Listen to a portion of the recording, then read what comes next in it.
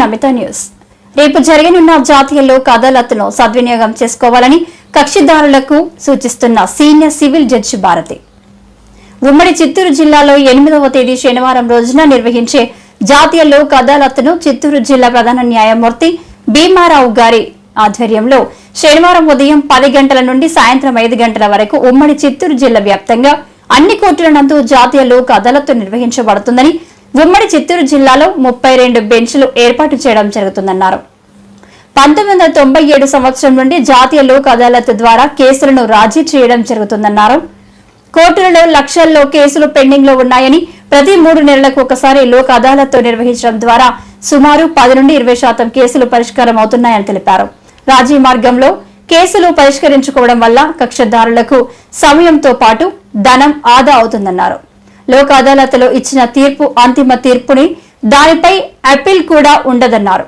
కనుక జాతీయ లోక్ అదాలత్ను సద్వినియోగం చేసుకోవాలని కక్షిదారులు సూచిస్తున్న జిల్లా న్యాయ సేవ అధికార సంస్థ కార్యదర్శి senior civil judge MS Bharati అన్నారు.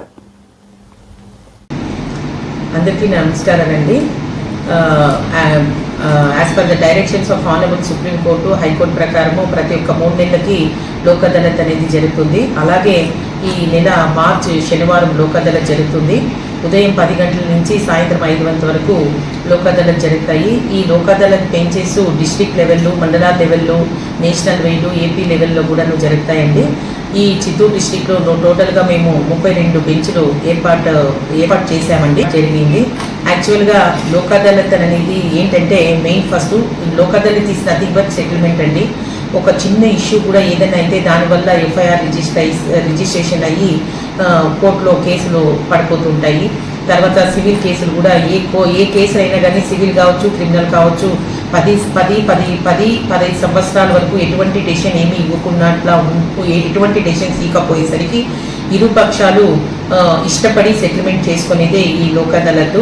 అప్పుడు వాళ్ళిద్దరూ ఒప్పుకున్నాము, మేమిద్దరూ సెటిల్మెంట్ చేసుకొని రాజీ పడ్డాము అని చెప్పి ఇద్దరు కోర్టుకు వస్తే ఆ కన్సర్న్ కోర్టులో జడ్జి గారు వాళ్ళ ముందర చూసి మాట్లాడేసిన తర్వాత అవార్డు పాస్ చేస్తారు.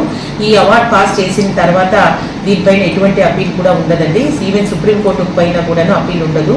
ఎందుకనంటే అప్పీల్ ఎందుకంటే ఉండదు అని అంటే, ఈ అప్పీలు ఇరు వర్గాలు ఇద్దరు ఒప్పుకొని వాళ్ళిద్దరూ కన్సెంట్తో సంతకాలు తీసుకున్న తర్వాతనే అవార్డు కూడా పాస్ చేస్తారు.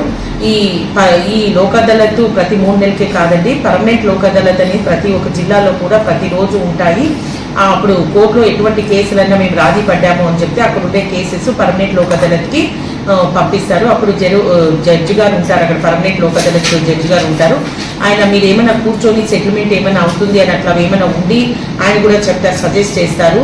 10-15 సంవత్సరాలు పేరుకుపోయిన కేసులు కూడా మీరు ఆయనకు మేము రాజీ పడ్డాం సార్, మేము మాట్లాడుకుని రాజీ పడతామంటే కూడా అక్కడ కూడా సెటిల్మెంట్ చేసుకోవాలి. లోక్ అదాలత్ మెయిన్ ఉద్దేశం ఏంటంటే ప్రజలకి సత్వరం న్యాయం చేయాలనే మెయిన్ ఇంటెన్షన్ అండి. దీనివల్ల ప్రజలకి ధనం కానీ, తర్వాత కోర్టు టైం కానీ, తర్వాత ప్రజల సమయం కూడా వృధా కాకున్నట్లు ఉండడానికే మెయిన్ ఉద్దేశము. ఇది లోక్ అదాలత్ 1987 బిఫోర్ ఉండేదండి. 1987 వచ్చిన తర్వాతనే మనకు లోక్ అదాలత్ వచ్చింది. ఈ లోక్ అదాలత్ ప్రతి 3 నెలలకు చేసిండే దానికి కోర్టులో కొన్ని వేల కేసులు, లక్ష కేసులు పేరుకుపోతున్నాయి. దీనివల్ల అట్లీస్ట్ ఒక 5-10% అన్నా ఈ లోక్ అదాలత్లో పెడితే చాలా వరకు కేసులు డిస్పోజ్ పోతున్నాయి. అలాగే ఈరోజు మేము పోలీసులతో కూడా మీటింగ్ పెట్టించాము. పోలీసులు కూడా చాలా లోక్ అదాలత్ జనాల్లో పోయి మాట్లాడేసి రాజీ చేయించి కోర్టుకు పెట్టించి మాట్లాడాలని కూడా ఈరోజు మేము లోక్ అదాలత్లో మీటింగ్ కూడా పెడతాము.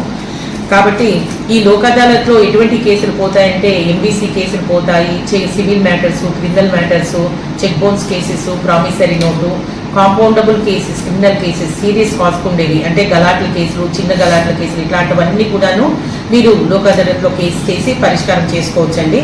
ప్రతి ఒక్కరూ వీళ్ళని యూజ్ చేసుకొని ఏదైనా ఒక చిన్న భావ ఉద్దేశంతో తీసుకున్న నిర్ణయాన్ని, జరిగిన తప్పులకి ఇరు పక్షాలు సెటిల్మెంట్ చేసుకునేసి వాళ్ళు కోర్టు దగ్గరికి పోయి చెప్తే మేము రాజీ పడ్డాము అంటే ఆ కేసులన్నీ కూడా రాజీ చేసుకుంటారండి. కాబట్టి రాజీ మార్గమే రాజమార్గము అనే ఉద్దేశంతో ప్రతి ఒక్కరు ఈ లోక్ అదాలత్ని వచ్చి మీ కేసులన్నీ పరిష్కారం చేసి బాగా గ్రాండ్ సక్సెస్గా చేసుకోవాలని నేను కోరుకుంటున్నాను.